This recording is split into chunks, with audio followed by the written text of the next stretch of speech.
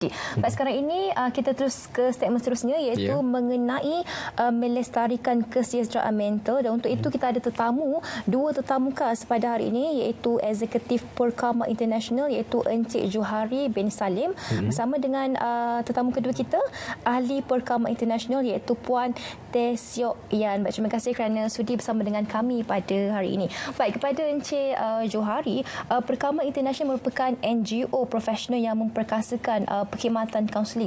Jadi bila kita cakap tentang kesedaran mental ni, bukan kita nak cakap orang tu gila kan. Dia lebih kepada tekanan. Jadi apa tindakan Perkama apabila isu tekanan dan kebimbangan kini dialami oleh frontliner dan juga masyarakat umum? Alhamdulillah, Assalamualaikum. Terima kasih.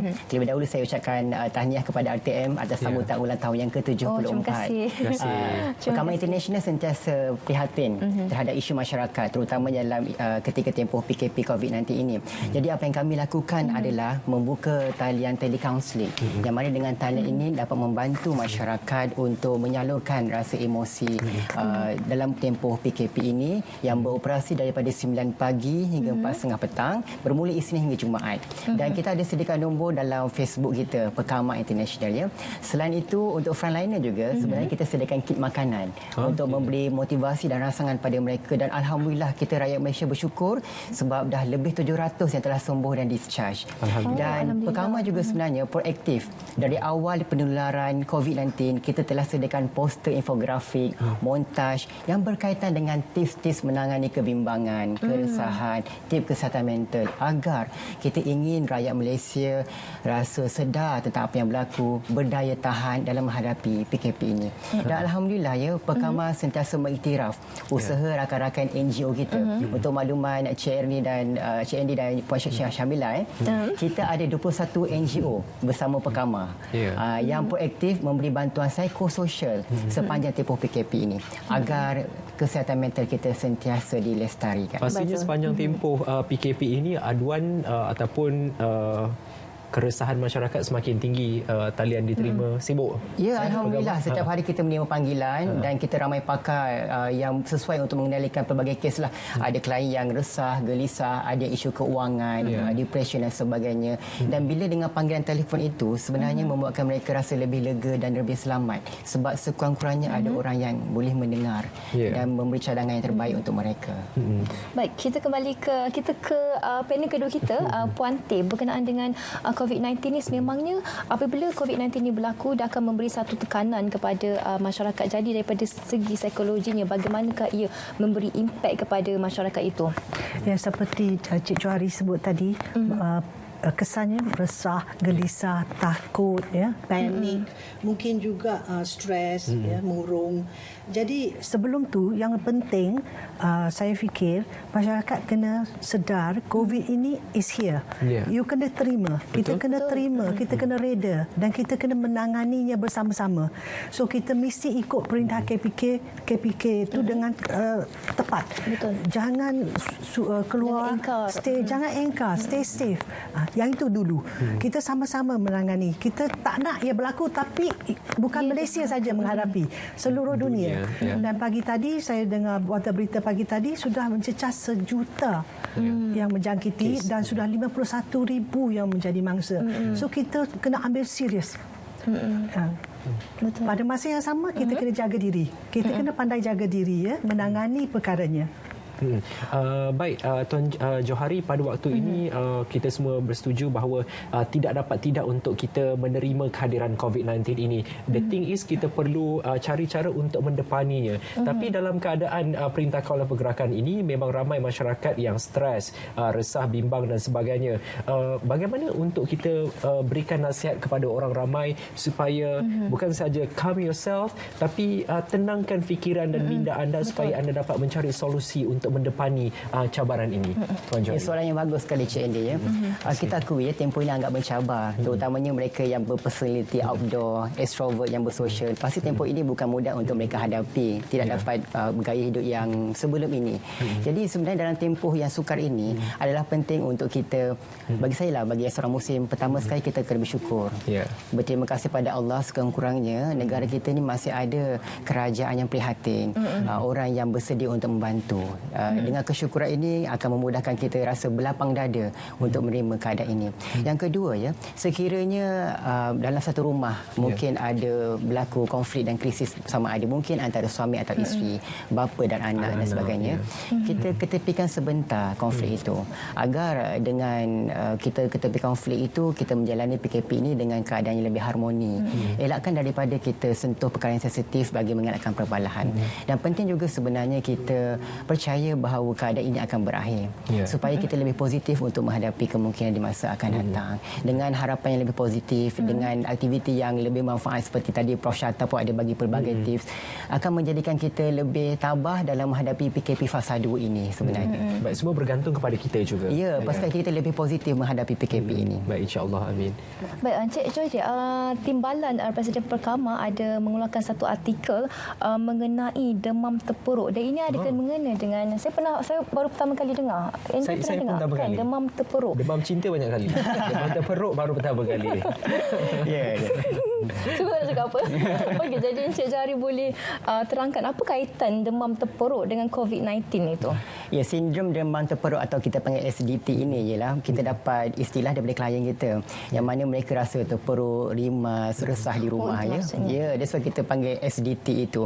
Tapi kalau di negara barat, dia ada istilah cabin fever, yang mana mereka akan berkurung di rumah kerana musim sejuk yang melampau, mereka tak boleh keluar, yang menimbulkan perubahan emosi. Dalam konteks Malaysia, perubahan emosi itu akan berlaku seperti cepat marah, cepat melenting, bosan hingga menyebabkan perubahan tingkah laku. Namun gejala ini tidaklah sampai peringkat neurotik ataupun disorder. Tapi sekiranya tak diuruskan dengan baik, dia boleh menjejaskan kesihatan mental. Dia macam tantrum lah untuk kanak-kanak macam ni. Ya, sebab tempoh PKP ini bukan sahaja memberi kesan emosi kepada orang dewasa, tapi kepada kanak-kanak, orang tua dan seisi rumah. Dan lebih mencabar kalau sekiranya saiz rumah yang agak kecil dan ahli keluarga yang agak ramai, bukan mudah untuk mereka menghadapi PKP ini. Sebab itulah kerajaan juga pelbagai NGO menyediakan pelbagai tips yang mereka boleh usahakan di rumah. Kalau tak boleh senam kat luar, bersenam kat dalam rumah, mencuba pelbagai resepi dan sebagainya. Yes, betul.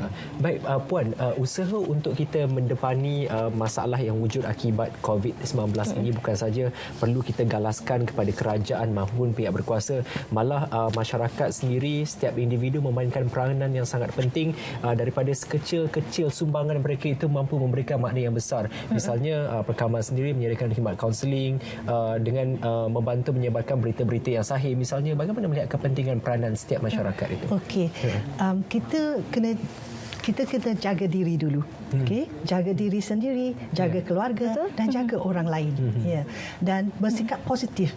Saya suka sebut ni dengan tegasnya, set minda positif dulu. Katakanlah kita dengar warta berita pagi-pagi, the facts macam-macam ni perkembangan. Tapi jangan duduk di depan TV itu the whole day. Sepanjang hari tengok berita sedih, baca WhatsApp sepanjang hari, cerita macam-macam, ada yang tak benar dan sebagainya. Jadi kita bersedia untuk menerima berita dari tempat-tempat yang sahih, macam KKM dan sebagainya. Saya suka nak kongsi satu tips yang dicadangkan oleh UNICEF staff tentang tips kesihatan mental, ataupun dia kata plan well-being, kesejahteraan diri. Dia ada 6 tips ya. Satu tu set a routine. Kata di rumah kita bangun awal, kita tidur about the same time. Apa yang kita nak buat? Kalau ada anak-anak yang berbeza umur, remaja, ada time baca, ada time buat homework, ada time online study dan sebagainya. Set a routine, number 1. Number 2, stay connected. Tips to stay connected, chat dengan keluarga, dengan kawan, dengan colleagues. Itu emotional support. Betul. Sokongan emosi. Jangan diam je. Ya. Ketiga, engage in hobby. Buat fun activities bersama. Ahli keluarga, buat fun activities. Macam-macam boleh buat. Kalau dulu kita selalu kata sibuk, kerja sibuk, tak ada masa. Sekarang ni banyak berehat. Banyak masa. So, buatlah aktiviti bersama keluarga. Set up, yang tips keempat, dia kata set up a worrying window. Apa maksud worry window tu? kita ada banyak problem kita hadapi, cabaran, kebimbangan. Set up a worry window tu, kita tetapkan satu masa, 1 jam, 2 jam kita nak fikirkan masalah kita dan cara-cara mengatasinya.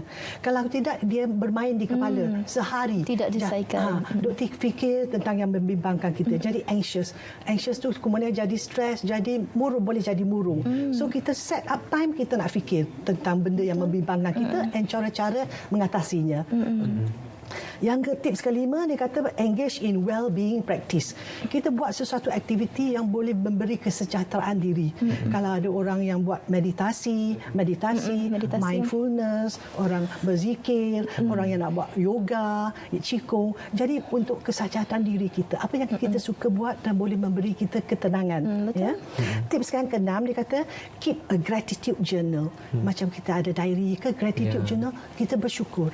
So many things kita bersyukur, kita sedar we are okay.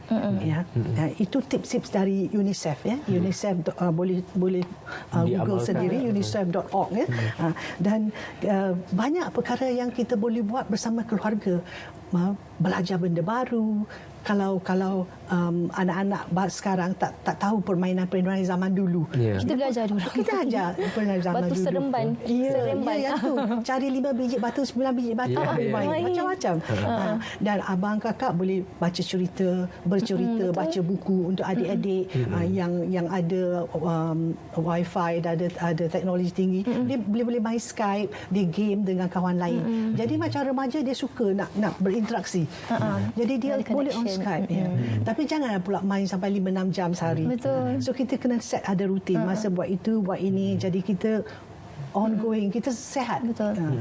Baik Andy, Puan Tia ada cakap salah satu tips yang pertama adalah set the routine. Saya terfikir dengan rutin saya memang dah berubah. Dia bukan berubah ke arah yang lebih baik. Sebenarnya makin teruk sebab saya hari-hari tidur sangat lewat. Pukul 5 pagi. Ya, bangun pula lambat sebab kan sekarang waktu kerja dikurangkan. Jadi ada terlalu banyak masa lapang. Jadi untuk saya sendiri mungkin nasihat Puan Tia, bagaimana saya ingin mengubah balik saya punya rutin saya menjadi normal walaupun saya tidak bekerja ataupun saya off day, saya bercuti di rumah, saya masih boleh bangun awal sebab sekarang memang susah sangat. Bagaimana? Itu yang dikatakan set a routine secara normal sebab badan kita tak suka yang badan kita ada dia punya time clock, body jam clock. Biologi. Ya, body clock kita, circadian body clock kita, dia tak suka kita buat pelik-pelik macam tu. Jadi affect your health juga. So kalau masa bekerja tu lainlah, lepas tu kita kata sleep debt, kita ganti balik waktu tidur. Tapi kalau hari-hari biasa tu kita set a rutin yang normal. Itulah saya rasa saya bolehlah buat rutin kembali normal. Baik, Tuan Johari, sekarang ini yang menjadi ketakutan juga bila dah terlalu banyak masalah, aspek kewangan, aspek kekeluargaan juga menambahkan beban, terutamanya untuk mereka yang memang sudah sedia ada anxiety, kemurungan dan sebagainya. Tapi bila keadaan pergerakan ini terhad, mereka cenderung untuk berada dalam rumah lama. Kepentingan orang sekeliling itu untuk tidak menjauhkan, sebaliknya memberikan sokongan kepada mereka yang memang sudah sedia ada dengan anxiety, kemurungan dan sebagainya. Ini penting, sokongan sekeliling. Ya, betul. Sebenarnya bila tempoh PKP ini bukanlah untuk kita menjarakkan hubungan. Kita boleh saja menelefon, voice call dan sebagainya. Kerana hubungan itu akan menjadikan kita lebih bermotivasi untuk meneruskan kehidupannya. Saya ingin menerangkan bahawa sepanjang tempoh PKP ini kita boleh bahagikan tahap emosi rakyat Malaysia kepada 3 fasa. Fasa pertama ialah stage of fear, fasa ketakutan. Di fasa inilah kebanyakan rakyat biasanya kadang-kadang buat panic buy, resah, gelisah, menyebarkan berita yang mungkin kurang sahih dan sebagainya. Apabila fasa ini berakhir, kita pergi ke fasa yang seterusnya, iaitu fasa stage of learning. Kita mula belajar untuk beradaptasi, menyesuaikan diri. Di ketika inilah kita telah menerima keadaan ini, kita mula mencari alternatif, lebih tahu peranan orang lain dan peranan kita. Sebab semua rakyat Malaysia berperanan dalam menjayakan PKP ini. Dan seterusnya kita akan ke fasa yang ketiga, iaitu fasa perkembangan. Di fasa inilah kita mula kreatif, mula empati dan mula menghargai orang lain. Sebab dalam tempoh kreatif inilah kita sebenarnya akan menjadikan tempoh PKP 2 ini ini fasa yang bermakna. Betul. Saya ingin mengajak rakyat untuk kita teroka balik bagaimana kehidupan kita di PKP satu hari itu. Mungkin banyak pembelajaran kita utama baik dan PKP 2 jadikan satu benda yang lebih bermakna dengan keluarga, dengan pelbagai aktiviti yang bermanfaat. Jangan sisihkan penjarakan sosial bukan maksudnya anda terus mengasingkan ahli keluarga anda yang berdepan sebarang masalah. Boleh saya telefon. Satu lagi masalah yang wujud ketika pandemik ini adalah paranoid. Kalau kita terbatuk sikit, orang dah rasa macam dia positif COVID. Kalau kita Sebab rasa sesak nafas sikit, terus orang tu dilabel sebagai COVID. Sikap paranoid ini bagaimana untuk ditangani, puan ataupun tuan? Ya. Bila paranoid ni sebenarnya Puan Teh, kita ialah dengan keadaan semasa dengan ranking kematian dunia menyebabkan kita resah dan gelisah. Itu ada satu benda yang memang biasa akan berlaku. Cuma yang penting adalah kita kena yakin dan percaya bahawa kerajaan kita dan barisan hadapan akan buat yang terbaik untuk negara kita. Dan kita sebagai ahli keluarga dan rakyat Malaysia perlu jalankan peranan kita sebaik. Dan kalau berasa cemas penting untuk kita ada teknik pernafasan. Okey. Yang ni yang saya ada banyak juga saya tengok dekat media sosial, tapi tengok secara visual gambar saja tapi tak tahu teknik itu macam mana. Tuan Johari tahu Dia kita boleh teknik 888 lah ya. Ada macam-macam, ada macam angka tapi saya suka 8, maknanya 8 saat kita tarik. Bila tarik nafas, yang kembung perut ke dada? Dada. Abdomen. Pasal aku bunci. Sebab udara akan berkumpul di sini kat abdomen kita kan. Kita tarik nafas, tahan 8 saat dan kita lepaskan dengan melalui mulut. Ia menjadikan denyutan jantung kita akan lebih stabil. That's why kalau kita ada patient panic attack, dengan breathing yang betul, pernafasan yang baik, akan menjadikan salur udara dia bagus, saluran darahnya bertambah baik. Itu penting. Bila kita dah breathing, kita bertenang, dia akan okey. Nanti kiranya untuk ketenangan juga instant relief. Instant relief. Benda dia senang. Deep breathing, instant relief. Kalau tak boleh buat 8, start dengan 6 ke 4. Tarik nafas tu kira 1, 2, 3, 4, 6, hold 6 and then let out. Memang kena at the same time boleh beritahu diri hidung mulut. Relax. I'm okay. Any self-encouraging words, positive words yang kita rasa selesa. I'm okay, it's okay. Dan kita lebih berfikiran rasional. Kalau tidak terikut-ikut. Betul ikut dengan orang. Ketenangan yang akan membolehkan kita menghadapi keadaan yang menekan kita, pressure punya situation. Bagaimana nanti kalau ada mungkin penonton kita yang mahu menyuarakan kegelisahan keresahan mereka kepada Perkama, ada platformnya Tuan Johari? Ya, kita membuka talian WhatsApp kita iaitu 0176486747. Saya ulang ya. 0176486747. Dan ini kita membuka sepanjang masa 24 jam Ya, 24 jam dan kita akan respon semula. Kerana talian hotline ini kita akan panjangkan kepada mereka yang pakar. Sebab kita ada ramai kaunselor yang bertauliah dalam kita punya persatuan. Jadi mudahlah nanti kita engage dengan klien kita untuk menceritakan keresahan mereka. Baik, jadi manfaatkan platform ini untuk anda menyuarakan pandangan anda. Jangan sampai anda mengambil tindakan yang mencederakan diri anda sendiri atau diri orang lain. Setiap masalah itu insya-Allah ada jalan penyelesaiannya. Betul, seperti kita cakap, setiap ujian tu adik kemar dia ada penyelesaian dia. Betul tak? Betul. Baik, terima kasih kami ucapkan kepada Tuan Johari Salim, Eksekutif Perkama International, dan juga Puan Teh Siok Ian, Ahli Perkama International, kerana berkongsi input-input yang cukup bermanfaat sekali. Yang paling penting kita kena amalkan deep breathing tadi. Betul. Macam mana kelapan? Apa yang membantu kita? Kalau meditasi, meditate, mindfulness, apa-apa yang membantu kita. Aspek spiritual itu. And then kita mindful, kita jangan beremosi sangat. Bila beremosi sangat, hilang rasionalnya. Betul. Kita biar sedar what's going on in the mind. Kita sentiasa sedar what's going on. Betul. Kalau dah naik marah tu kita tahu. Tak boleh fikir secara waras. Bila kita dah aware, kita dah sedar, kita boleh kontrol terus.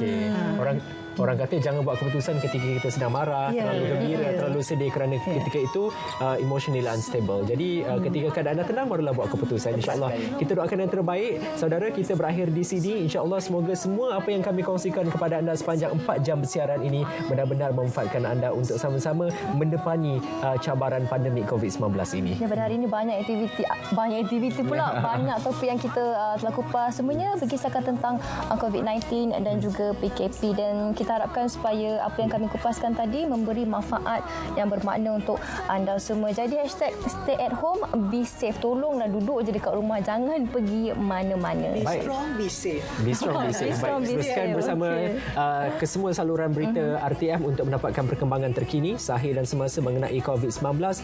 Selepas ini menyusul adalah berita tengah hari di TV1 dan juga saluran berita RTM. Teruskan bersama kami, saya Indira Zarohadian. Assalamualaikum. Assalamualaikum. Bye-bye. Bye.